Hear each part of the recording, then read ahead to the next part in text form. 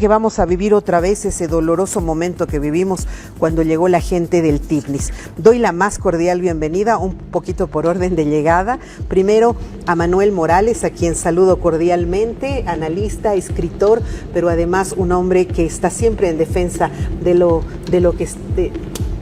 más humildes y lo que pasa en el país. Hola Manuel, ¿cómo estás? Hola Verónica, hola Juan Pablo, un gusto estar con ustedes. Y bueno, pues estamos aquí para acompañar a tu audiencia explicando lo que un poco está pasando con el tema de la marcha indígena, pero sobre todo el tema de las tierras, ¿no? Que creo que es el plato fuerte del que vamos a hablar. Qué doloroso, ¿no? Qué doloroso que de nuevo tengan que caminar kilómetros de kilómetros para llegar aquí para reclamar algunas cosas. Primera vez en mi mesa, un cordial saludo. Juan Pablo Chumacero, representante de Fundación Tierra. Bienvenido al programa, ¿cómo estás? Gracias, Verónica. Pues un gusto estar acá contigo Manuel. Efectivamente estamos muy preocupados por lo que está pasando en el tema tierras y claro, estoy muy contento de estar acá pues justamente para dialogar al respecto. Como fundación, ¿ustedes cómo interpretan esta ley, la 1720, que bueno, ha sido aprobada un poco como dicen quienes están viniendo en caminatas, entre gallos y medianoche, sin consensuar con absolutamente nadie? Sí, la ley tiene varias dimensiones para analizarla, ¿no? Una que es muy técnica, muy a la luz de lo que dice el papel y que va un poco en la línea de lo que van planteando sus promotores, ¿no? Que es la cuestión del acceso a crédito, el desarrollo para los pequeños. La otra dimensión es más de carácter medular para la cuestión agraria, que tiene que ver con los roles del INRA, con una serie de funciones y de temas que son medulares en régimen agrario. Y el tercero tiene que ver con lo que no se dice, ¿no? A quiénes realmente beneficia, qué intereses están por detrás. Y a quiénes afecta, ¿no? Y englobando todo esto es justamente la manera en que se ha aprobado, que se ha discutido la ley, ¿no? Justamente sin ningún nivel de socialización, de consulta con la población campesina e indígena del país, y que claramente pues pone en cuestionamiento la existencia misma de la norma, más allá de hablar inclusive de si es constitucional o no y ese tipo de temas, ¿no? Tienes todas las razones, ¿verdad? ¿Cómo la interpretas tú, Manuel? Dame un pantallazo de cómo ves este tema. Sí, mira, es una ley un poquito zafada de los pelos, ¿no? Porque el primero que la ha planteado ha sido el señor Luis Arce, el anterior presidente, que presenta este proyecto de ley con el mismo título en la Asamblea Legislativa Plurinacional y por diversos motivos no la llegaron a aprobar. No sé cuál ha sido la razón para que el MAS no la apruebe, habrá sido su división interna, la oposición, pero resulta que la ley estaba durmiendo y el señor Branko Marinkovic pide la reposición de la ley. Ya, ahora cuando hablamos de que esta ley ha sido inicialmente pensada, prevista y preparada en el gobierno pasado, podríamos considerar que no tendría que afectar a los pueblos originarios o a las tierras bajas y todo. Es que ahí hay todo un problema, ¿no? Porque el MAS en ese momento estaba promoviendo que, por ejemplo, dentro de los territorios indígenas se dé titulaciones individuales, ¿no? Sobre todo a los interculturales. Yo he tenido conocimiento de una sentencia constitucional a favor del pueblo Ximán en el Beni, donde el Tribunal Constitucional les restituye su tierra, su territorio indígena, y saca una resolución señalando que el INRA había cometido incluso delitos penales al otorgar títulos agrarios individuales dentro de la tierra indígena. Ya, las tierras comunitarias. De las tierras comunitarias. ¿No es cierto? Ha habido una tendencia muy fuerte durante el gobierno del MAS a la propiedad individual y afectar a las tierras comunitarias indígenas, territorios indígenas. Yo creo que venía de ahí un poquito nuestra propuesta de ley. Y esto es justamente lo que temen los campesinos. Los pueblos indígenas en este momento sí, pero aquí hay un elemento nuevo, digamos, ¿no? Que es Branko Marinkovic. Por eso se le llama un poquito la ley Marinkovic, ¿no? Porque él solicita la reposición.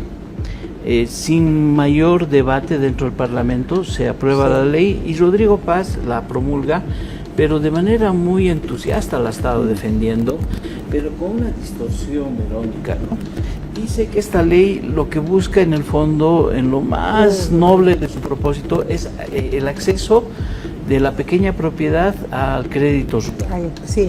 Y el crédito rural en Al Bolivia, cual no accedían antes. No, eso hay que no es explicar cierto un poco. tampoco, no es cierto. A ver, yo en algún momento hablaba con el propietario de una finca en Los Yungas y él me decía, es imposible poder conseguir crédito porque es tan baja la categorización que le dan a esta propiedad que realmente es ridículo, no puedo yo pedir crédito. ¿Cambiaría esto de alguna manera o no es real como yo tú te puedo dices? aclarar un poquito mi punto de vista para que luego Juan Pablo también nos explique, ¿no?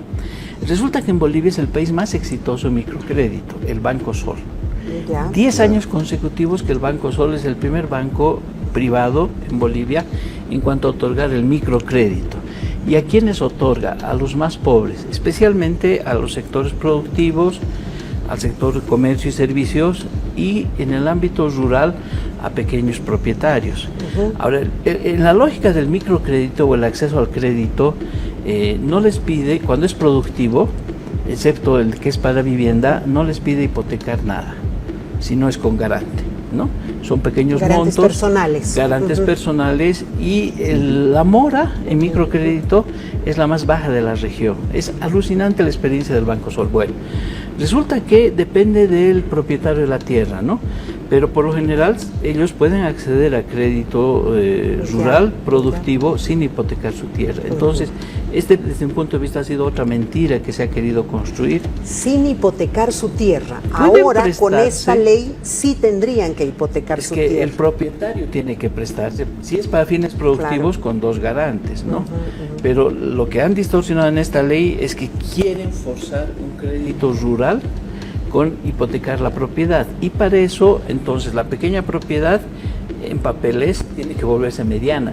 Pero acá hay otro problema que yo voy a dejarle a Juan Pablo que nos comente. Es como algo que es objetivamente pequeño puede en papeles a través del INRA convertirse en mediano. Creo que eso no es jurídicamente posible, o es una forma de estafa también, o ¿cómo lo ves? Sí. Primero, efectivamente, buena parte del sector rural ya accede a crédito. No es crédito hipotecario, pero hay otras formas de crédito. Hemos tenido un éxito enorme. Con garantía, como dice, ¿no? Qué interesante. Claro, de repente, con otras formas de asegurar el crédito más allá de la hipoteca de la propiedad agraria. En primer lugar. En segundo lugar, se vende la ley como si el acceso al crédito fuera la única variable fundamental para promover el desarrollo rural en el país, y no es cierto. ¿Cuáles más serían? Sí necesitas acceso a capital, pero también necesitas conocimiento, necesitas técnicas, necesitas acceso a servicios, necesitas mercados, necesitas toda la cadena de valor trabajada, etcétera, etcétera.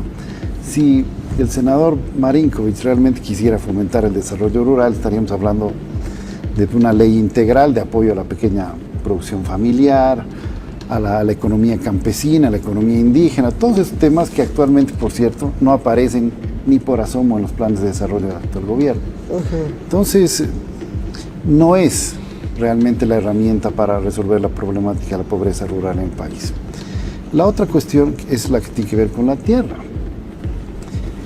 Actualmente, en la cartera crediticia a la cual acceden medianos y grandes productores del país, solo el 30% es crédito hipotecario. Ya. El otro 70% tiene otras formas de hipoteca y garantías. Entonces, tampoco la hipoteca de la tierra es la solución. Y si encima pensamos que en Bolivia hay 1.400.000 pequeñas parcelas, ¿no? Pequeñas propiedades. El 74%, va a decir 1.000.000 y pico, están en La Paz, en Chuquisaca, en Cochabamba, y miden menos de 2 hectáreas. Y son tierras con escaso valor, en áreas de minifundio, en áreas sin agua, expulsoras de población. Con parcelas tan pequeñas que valen muy poco, no hay nadie en el sistema bancario que te las reciba para interesados en poderla. como hipoteca. Entonces, todo eso se desmorona. Entonces, ¿cuál es? ¿Dónde crees que va esto? Lo que pasa es que cuando los defensores de la ley hablan de pequeños productores, están hablando de los pequeños productores del Oriente, de Santa Cruz, de nichos que que realmente pues producen ya para el mercado, que exportan. Estamos hablando obviamente de los pequeños productores de soya, de sorgo, de maíz, pero también de zonas de producción de frutas, de frijoles para exportar, ¿no? Entonces, que es otra realidad, que tienen otro tipo de propiedades que valen mucho, que ya exportan, pero que ya acceden a créditos, ¿no? Entonces, lo que hay que pensar no es tanto a quién puede beneficiar en la letra muerta de la ley, sino realmente qué intereses hay por detrás. ¿Y cuáles hay, según tú? Entonces, según los estudios y análisis que hemos hecho en la Fundación Tierra, bueno, primero hay que entender que la pequeña propiedad tiene distintos tamaños en distintos lugares del país, límites. Pero el límite máximo de la pequeña propiedad agrícola en Santa Cruz es de 50 hectáreas. ¿No? Por debajo de 50 hectáreas es una pequeña propiedad agrícola. Pero si es una propiedad pequeña ganadera, llega hasta 500 hectáreas. ¿No? Son límites y cifras que vienen desde la reforma agraria del 53. 500, por Dios. Entonces, ¿qué ha pasado? Hemos 25 años de saneamiento de tierras, de proceso de regularización del derecho agrario en el país. Cuando el saneamiento ha llegado a Santa Cruz, muchos medianos y grandes productores, al ver que les iban a titular como medianas y grandes y que tenían que pagar el costo de saneamiento y estaban sujetos o estarían sujetos al pago de impuestos y a la verificación de la función económica social, que es una atribución del Estado para asegurarse que la tierra tenga un uso sostenible de la tierra y beneficie no solo al propietario sino también al país. Bueno, maniobran mañosamente y logran camuflar sus medianas y grandes propiedades como si fueran pequeñas propiedades. Las dividen o si tenían 400 hectáreas las hacen titular como pequeña propiedad ganadera. Y se logra eso. Y bueno, y ya van décadas o unos buenos años con esta situación. Desarrollan, llegan a la actualidad y de repente tienes 200, 300 hectáreas dedicadas a la soya y generas un montón de movimiento económico, pero resulta que no puedes hipotecar esa tierra porque es pequeña propiedad ganadera. A pesar de que en la práctica la dimensión de esa economía es correspondiente a la de una mediana o una grande.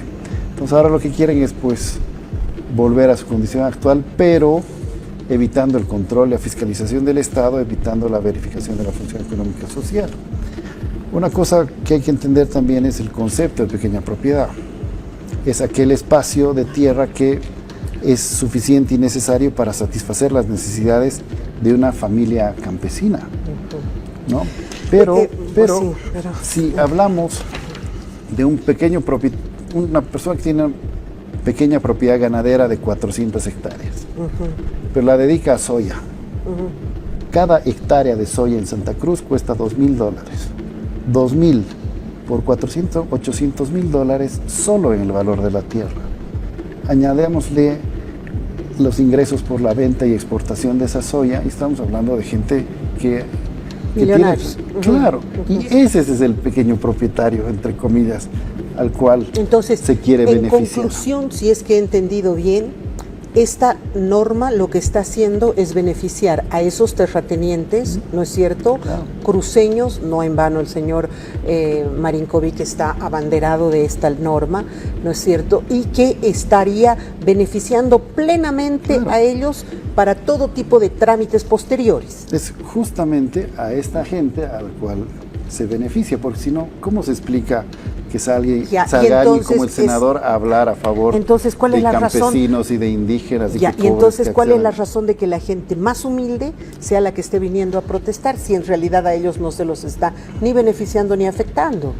Pero la ley sale a nombre de ellos y se habla a nombre de ellos porque dicen que se les va a beneficiar y no es cierto. Ajá. Y obviamente a cualquiera le molesta de que utilicen, ¿no?, tu nombre, tu identidad para justificar o para explicar la existencia de una ley que en la práctica va a beneficiar a los de siempre, a los medianos y grandes terratenientes. Mira, qué Pero hay otros problemitas más, a ¿no?, ver, por que podemos favor, complementar, ¿ya? Que por eso que la ley tiene muchas dificultades, ¿no?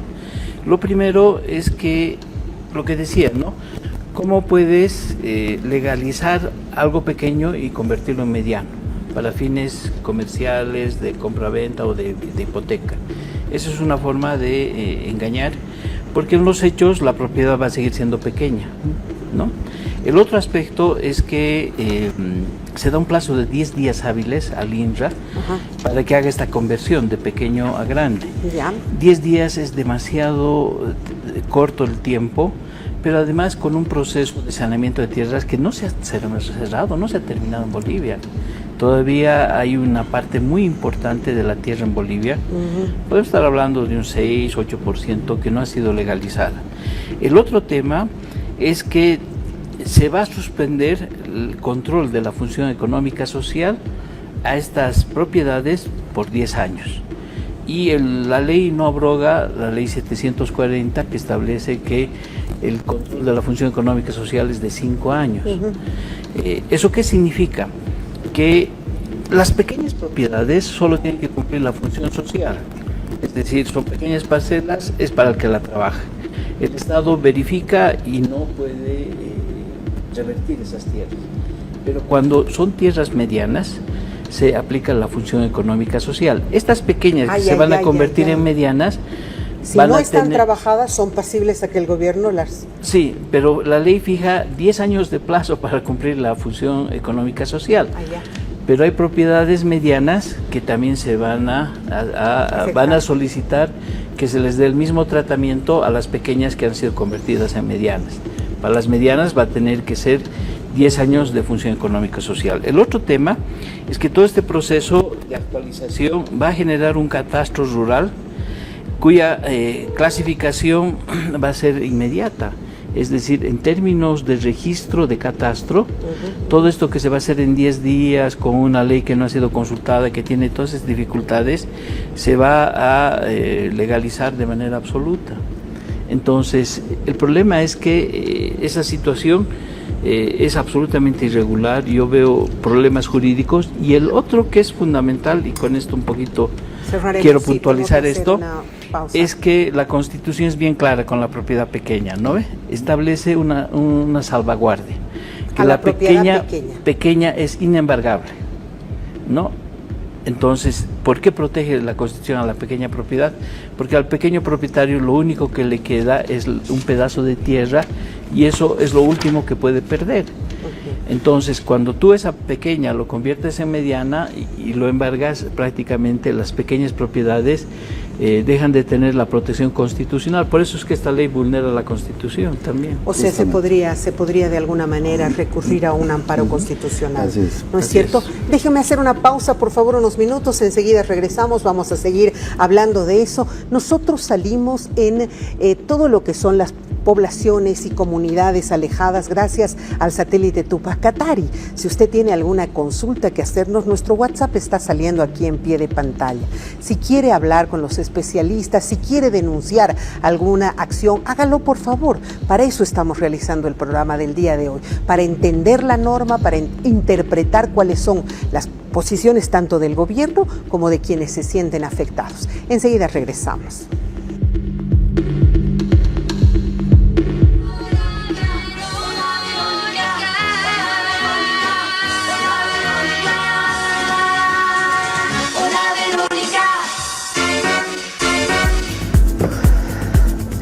Segunda media hora del programa, estamos hablando muy preocupados por una norma que parece que beneficia a los más ricos. Caramba, lamentablemente funciona pues así de alguna manera, ¿no? En vez de beneficiar a los pobres. Estamos hablando de la ley 1720, que en este momento podría ser de alguna forma llevada al Tribunal Constitucional, y que el Tribunal Constitucional pueda decir que esta norma es inconstitucional, si de alguna forma se puede lograr. Ha salido un decreto, el 5613, también igualito tirado de los pelos. Contame, Manuel. Sí, mira, es muy difícil intentar interpretar cuál es la intención del gobierno, porque este decreto supremo 5613 que ha salido el día de hoy, tiene varios aspectos, pero en el primero señala que se va a hacer dotaciones de tierras a las comunidades indígenas de Pando y de Beni, ¿no? Es decir, les está dando acceso. Dice, estableciendo lineamientos para la dotación y titulación de tierras fiscales en la región amazónica Pando y Beni a comunidades campesinas e indígenas con el fin de frenar la marcha indígena contra la ley 1720. O sea, sí, no vengan, les voy a dar tierras, títulos, todo. Esta es una norma que se ha aprobado hoy. Puede ser prebendalismo, o sea, te da muchas interpretaciones. Hay un segundo tema que está dentro de ese decreto supremo y es que le ordena a la ABT, que es la Agencia Boliviana de Bosques, le otorga 90 días para que empiece a revertir concesiones forestales que estén siendo mal utilizadas. Mete otro tema que no tiene nada que ver con el primero, pero además esta es una acción en el tema de bosques que también sale de la nada, ¿no? Porque el gobierno no ha anunciado una política de reversión de propiedades forestales. Se disponga la revisión de concesiones forestales para verificar su uso y legalidad. Sí. Si se detectan irregularidades, estas áreas podrán revertirse y destinarse a la dotación de tierras. Eso es. O sea que revertimos esto de bosques y les damos a estos señores que están marchando. Así lo entiendo, estoy equivocada. En Bolivia ya hace varios años que los distintos tipos de derechos forestales se vienen achicando, ya sea reservas forestales como concesiones forestales, y en la medida en que se vencen, y son tierras fiscales no disponibles, ¿no? No, sin un derecho propietario asignado aún. En la medida en que se extingue ese derecho forestal, pues pasan a ser tierras disponibles para distribución. Sí, claro. Vía asentamientos humanos y dotación. Y esto ya va sucediendo en distintos lugares del país. Y en Pando particularmente hay una expectativa creada respecto a determinadas concesiones que eventualmente desaparecerán y que son pretendidas por distintos actores, entre ellos barraqueros, ¿no? Y gente que está dedicada a la explotación de la castaña.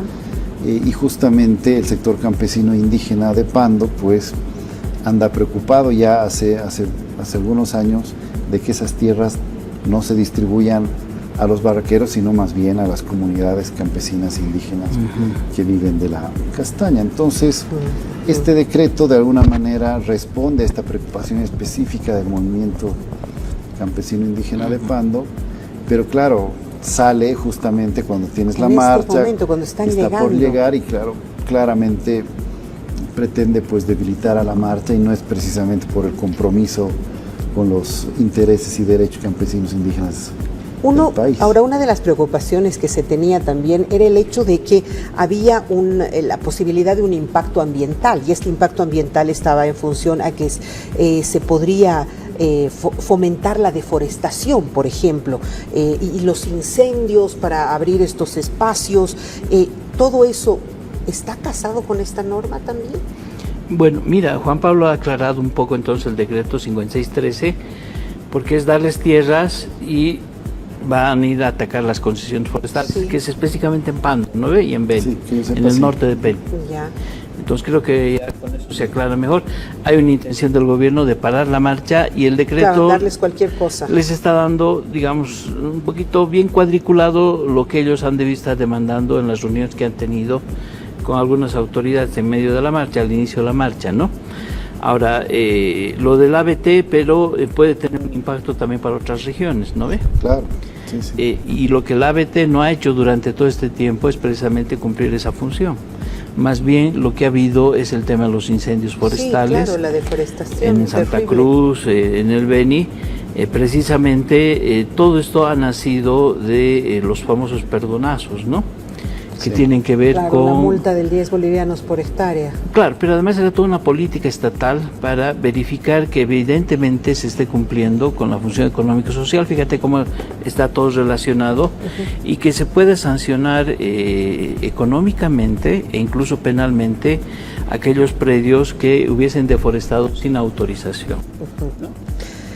Ellos están muy cerca ya. Algunos tienen la nota, si tienen la nota que me la preparen, por favor. Ellos están muy cerca, se han quedado en Caranavi. Tú decías que probablemente ya estén más cerca.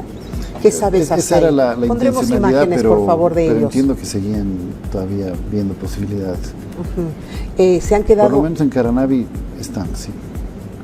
No Sí, sabes sí es si que han no avanzado. avanzan, ¿no? Estaban haciendo un live, No me estamos dicen. haciendo mucho, sí. Uno de los periodistas me dice que estaban haciendo un live. Tú decías que están como encapsulados, que no quieren Sí. que se intoxique su marcha. Dos cosas, ¿no? Uno, están muy cansados, ¿no? Esa es la información que ha salido de la marcha, porque evidentemente venir a pie desde Pandiveni es un esfuerzo físico sobrehumano. Y en Caranavi están descansando porque viene lo más complicado, la subida a La Paz, ¿no?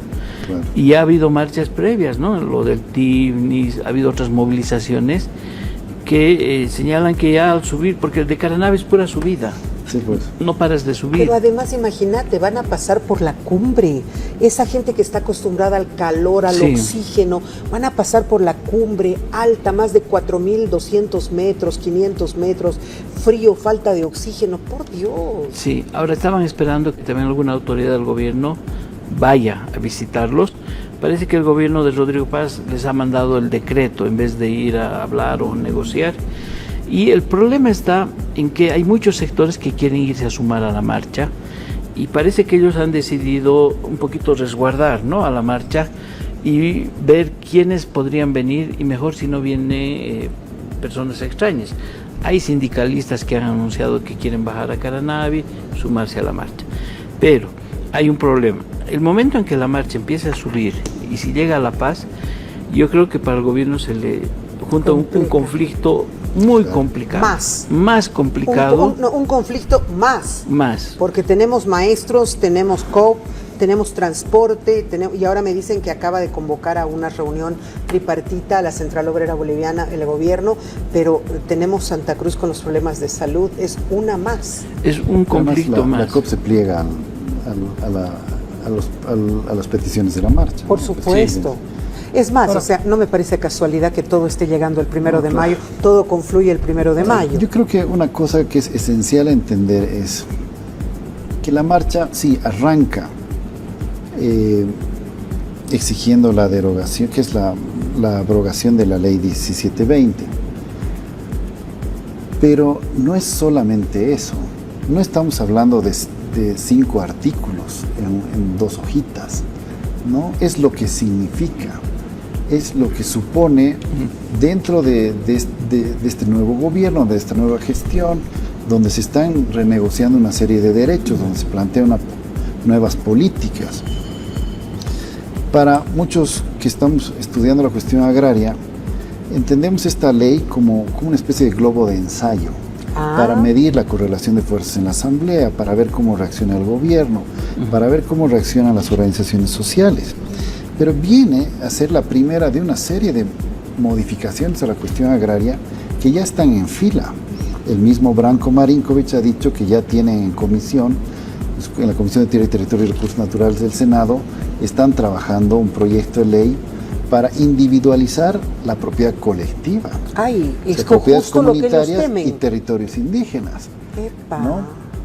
Y bueno, y si encima la pequeña propiedad puede convertirse en mediana e hipotecarse, y de repente divides una propiedad comunitaria en pequeña, o sea, todo se va enlazando. Por supuesto. ¿No? Y encima una demanda de años del sector agroindustrial es la seguridad jurídica, pero entendida en los últimos años como la suspensión, postergación o por último eliminación del concepto de función económico-social y su correspondiente verificación por parte del Estado. Sí. Y eso ya avanza con la ley 1720, ¿no? Y habría, yo me imagino que algún rato va a salir también una propuesta en este sentido. Y todo esto pues modifica las protecciones, las salvaguardas a la propiedad establecidas en la Constitución, modifica el rol del Estado y su papel de controlar y de fiscalizar, y promueve pues una actividad agropecuaria sin el control necesario y que eventualmente podría ser también una causa adicional para mayores incendios, deforestación y depredación del medio ambiente en general. ¿Cómo que se ha hecho? Entonces, En ese marco es que hay que entender la movilización campesina indígena actual.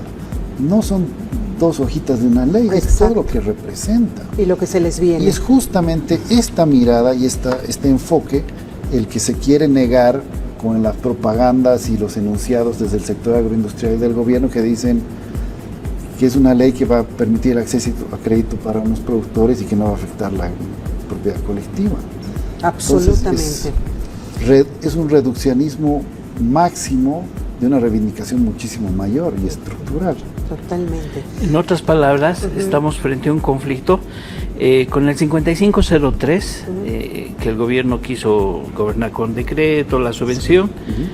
Hubo una movilización social y el gobierno tuvo que retroceder. Así es. Ahora con esta 1720, en realidad el conflicto se da entre dos sectores sociales, el sector indígena, originario y campesino, y el sector del agronegocio cruceño. La ley está medio que mal redactada, no, o sea, puede ser objeto de crítica jurídica, pero en el fondo, si se abroga con esta movilización, es prácticamente una especie de derrota de lo que va a venir más adelante, y no digo que vayan a estar derrotados los sectores del agronegocio, sino que claro, es una pequeña batalla que se pierde o se gana. Por esa razón creo que el presidente no ha mencionado la negociación y la posibilidad de abrogar esta ley. Entonces, si llega la Marcha de la Paz, es el inicio de un conflicto entre el gobierno y los dos sectores sociales. Y hablando de conflictos, sí, me queda claro, hablando de conflictos, ¿cuál sería tu percepción de lo que puede suceder a partir del 1 de mayo, considerando que tenemos toda esta estructura? Como me dice la gente de prensa del canal que está preparando el noticiero, me dicen que ya se ha convocado, se dice el gobierno a través del ministro de Trabajo, Edgar Morales, invitó a la Central Obrera Boliviana a una reunión para mañana miércoles a las 14 horas en una mesa tripartita con el sector privado para dialogar sobre el pliego petitorio del sector, ¿no? O sea, está tratando de resolver antes de que llegue el 1 de mayo. ¿Pero qué crees que se viene el 1 de mayo? Mira, no he visto indicios del gobierno que quieran solucionar el conflicto ahora, antes del 1 de mayo. El ministro de Economía ha dicho que quiere tener una reunión con el sector social el 4 de mayo, porque van a invitar ahí a cuentapropistas, a sector informal, a la COP, a los empresarios, ¿no? Y les va a plantear, a ver, si ustedes piden esto, ¿cómo reaccionan los otros sectores? Una especie de meterlos en una bolsa a todos los que puedan para neutralizar a la COP el 4 de mayo. Si esto ya se está convocando ahora, es que las cosas las papas están empezando a calentarse. Ahora, el problema del pliego de la COP es que hay dos sectores que no han obtenido ningún incremento después que se ha levantado la subvención, magisterio y jubilados, ¿no? Esa es la columna vertebral ahorita de la COP. Entonces, ellos no van a dar su brazo a torcer, por supuesto, porque ha habido una inflación del 20% el año pasado, 9% el anterior, y un aumento salarial únicamente sería compensatorio del poder adquisitivo perdido en los estos años. 3.300 que se dejó como un referente de un salario mínimo, entonces, ¿no ha beneficiado a los maestros? No les ha incrementado a su salario. Ni a los jubilados. Ni a los soy jubilada y por el contrario me han reducido mi sueldo. Entonces tienes una COP con dos sectores sociales, columna vertebral, que se van a movilizar hasta conseguir algún tipo de aumento. Y bueno, el problema es que la COP está convocando un cabildo, ¿no? Entonces la cosa se complejiza. Pero ese es el cabildo de la COP. Imagínate lo que va a significar ya lo que hizo el anterior cabildo, ¿no es cierto? Tenemos a los transportistas, los de diésel, los de yacimientos, los de la gasolina sucia. Tenemos al sector de salud que en Santa Cruz ha generado ya una parálisis durante algunos días. Los maestros, como dices, y la marcha. Se nos viene un 1 de mayo color hormiga. Sí, sí. Así es. Yo creo que para muchos estuvo claro que el nuevo gobierno tenía unos cuantos meses para realmente definir las políticas económicas que iban a reconducir la economía del país. Y lamentablemente yo creo que estamos llegando a ese límite y sin propuestas contundentes en estos términos. Y claro, una movilización masiva de distintos sectores como la que se nos espera los siguientes días es reflejo justamente de que este tiempo se acaba y de que no, pues los bolivianos no podemos esperar mucho más soluciones, ¿no? Pero ¿qué tendría que haber sucedido, por ejemplo, ¿no? Estamos hablando, del transporte es lógico, haber comprado la gasolina de mejor calidad, no haber dejado, pero tampoco había recursos, no hay dinero para poder movilizar. En tu último libro tú haces una referencia un poco a las maletas, bueno, hablamos de ese tema de las maletas, llegaron con dinero para poder estabilizar, son especulaciones que estamos haciendo, pero ¿cómo podía un gobierno estabilizar un país cuando no hay recursos? Es que ese es el problema central, ¿no?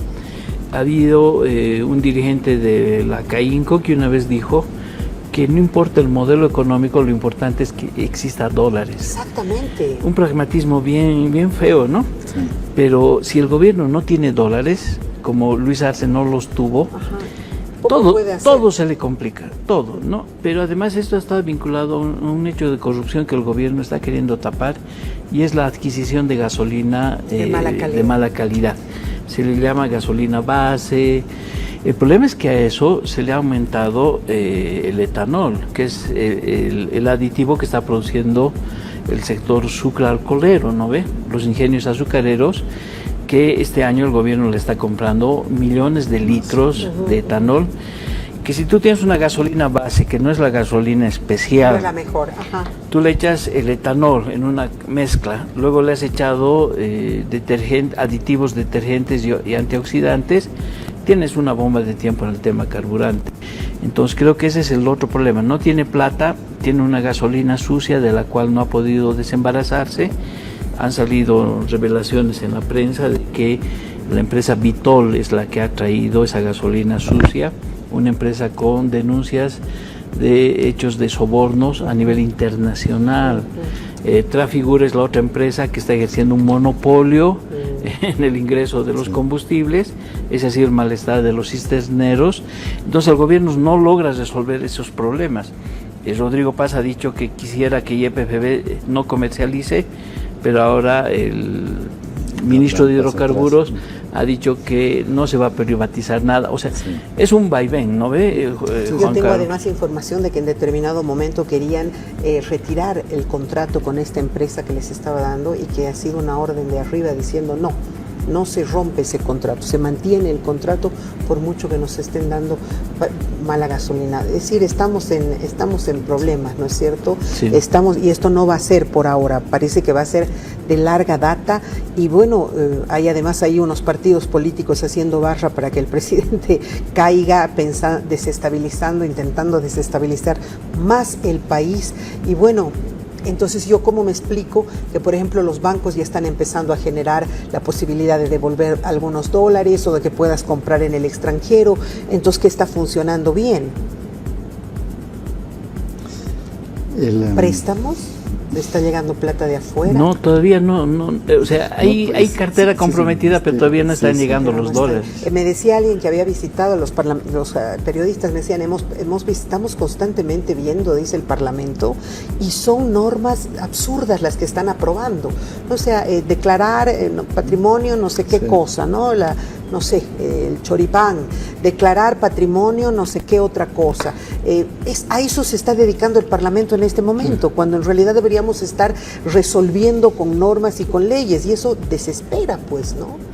Sí, hay una ausencia de una agenda parlamentaria, aunque Juan Pablo ha mencionado que sí hay una intención política del gobierno de meter una serie de normas. ¿Pero cuándo, no? Hidrocarburos, inversiones, el tema de la flexibilidad en las leyes laborales.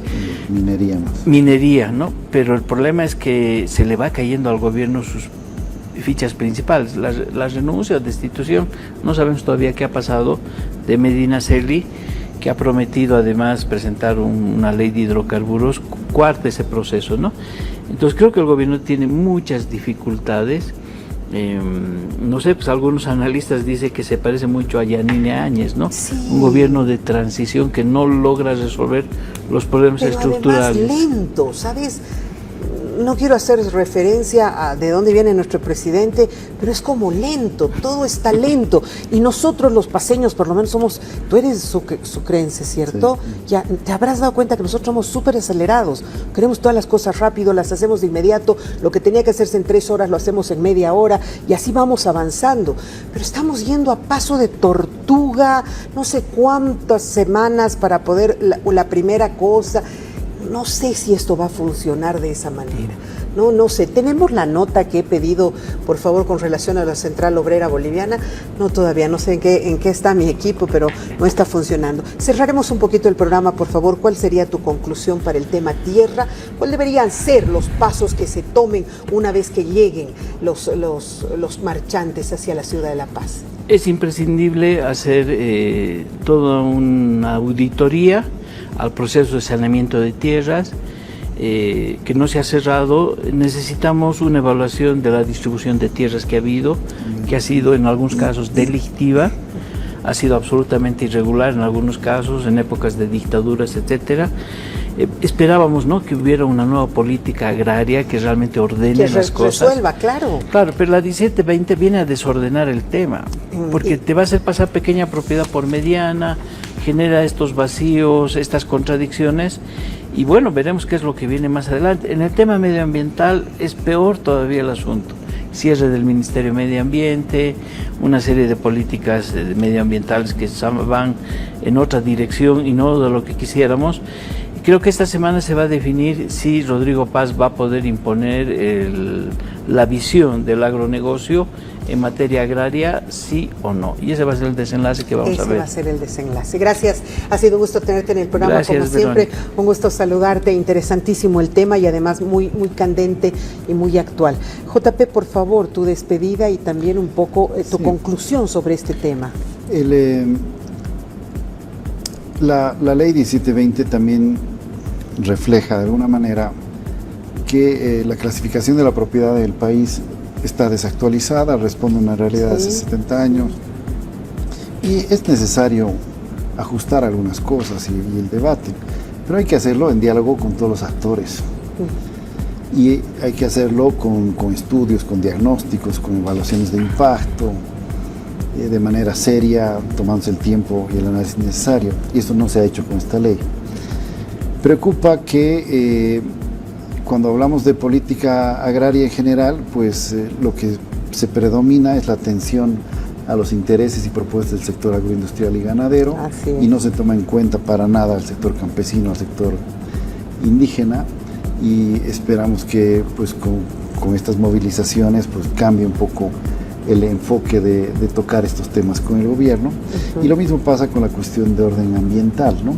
Se nos vienen normas muy complejas o propuestas de modificación de normas muy complejas como la de hidrocarburos y de minería, que tienen un impacto en la vida rural, en los derechos ambientales, territoriales de la gente, la población, y también pues para esos debates hay que promover un diálogo consensuado absolutamente con todos quienes tengan que participar de ello. Te agradezco muchísimo.